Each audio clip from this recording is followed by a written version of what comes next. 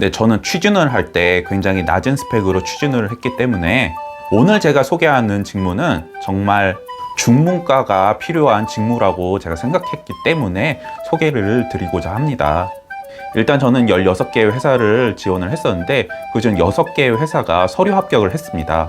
그중 은행은 다른 영상에서 소개를 했고요. 그리고 나머지 5개의 회사 중에서 총 4개의 직무가 있더라고요.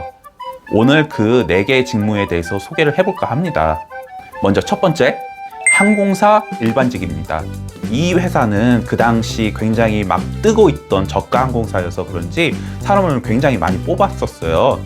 그리고 제가 지원했던 항공사 일반직의 그 지원 자격 요건도 뭐 외국어 우수자 그리고 커뮤니케이션 우수자 이렇게 써 있어서 저같이 낮은 스펙의 사람도 지원을 할 수 있었던 겁니다.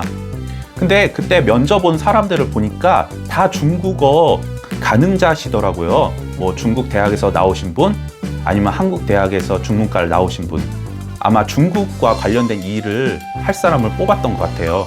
근데 일반직이라는 게 굉장히 광범위하잖아요. 그래서 제가 찾아보니까 그 회사에서 만약에 일반직으로 뽑힌다 이러면은 영업, 마케팅, 공항 서비스 이런 데로 적절히 배치를 하는 것 같았어요. 제 생각이지만 제가 만약에 뽑혔다면 아마도 영업이나 마케팅 쪽으로 배치를 하지 않았을까 해요. 왜냐하면 제가 이직할 때 다른 그 저가항공사도 지원을 한 적이 있거든요. 그때 지원했던 부서가 온라인 마케팅 부서였어요. 거기도 서류 합격을 했거든요.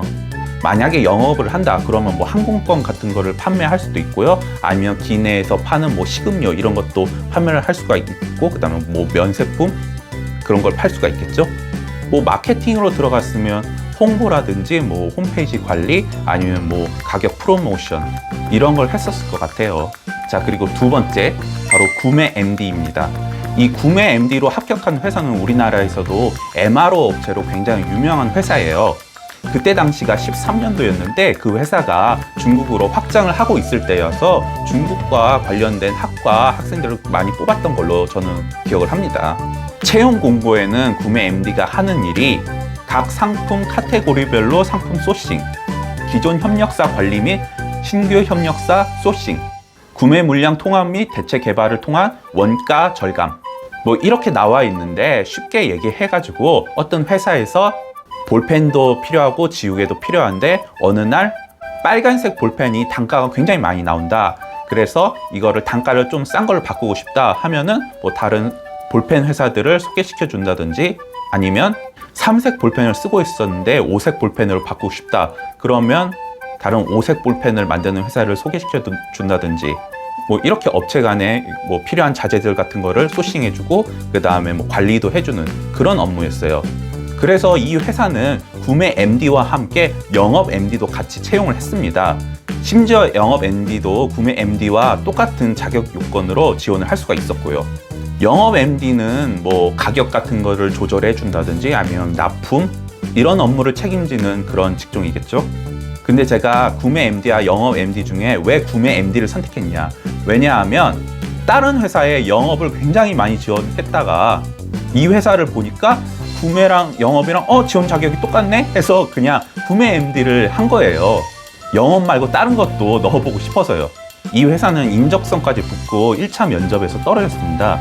그리고 나서 이직을 할 때 2번인가 서류를 더 썼는데 다 떨어졌어요.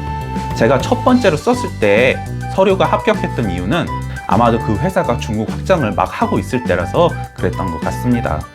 자, 그리고 세 번째, 전략기획부서입니다. 편의점으로 유명한 회사에 그 전략기획부서로 지원을 했었는데 서류 합격이 된 거예요. 만약에 합격을 했었더라면 전략기획이라는 부서로 가는 게 아니라 전략기획에서도 뭐 경영기획, 마케팅기획, 홍보기획, 인사기획 여러 가지로 쪼개진다고 합니다. 여기는 그때 채용 공고 당시에 영업관리와 전략기획이 있었는데 둘 다 지원 자격 조건도 동등했어요. 하지만 전략기획에서 어학 관련 전공자를 좀 더 우대한다는 글을 보고 전략기획으로 지원을 했던 겁니다. 참고로 여기는 인적성에서 떨어졌습니다. 자, 마지막으로 네 번째, 국내 영업입니다. 제가 최종 합격한 곳이 국내 영업인데 이거는 뭐 별로 그렇게 설명할 필요가 없어요. 그냥 필드에서 나가서 그냥 아무 사무실 문이나 두드리고 가서 우리 물건 좀 사주십시오 라고 말해서 사주면 좋고 안 사주면 나오고 이런 영업을 했었어요. 사실 그렇게 스펙도 필요하지가 않아요. 그냥 본인이 성실하고 내가 이 회사에 충성을 다하겠다 이런 거를 좀 많이 보여주면 될 것 같아요. 영업은 제가 한 3년 정도를 했고 굉장히 잘 아는 분야긴 한데 제가 그렇게 말을 못하는 이유가 제가 성과가 별로 안 좋았어요. 뭐 엄청 큰 거래처를 뚫었다 뭐 그런 적도 없고요. 사실 별로 부끄러워서 말을 하기가 쉽네요. 비록 저는 최종 합격을 국내 영업밖에 못했지만 여러분들은 좀 더 준비를 해서 다른 직무들까지 다 최종 합격까지 했으면 좋겠습니다.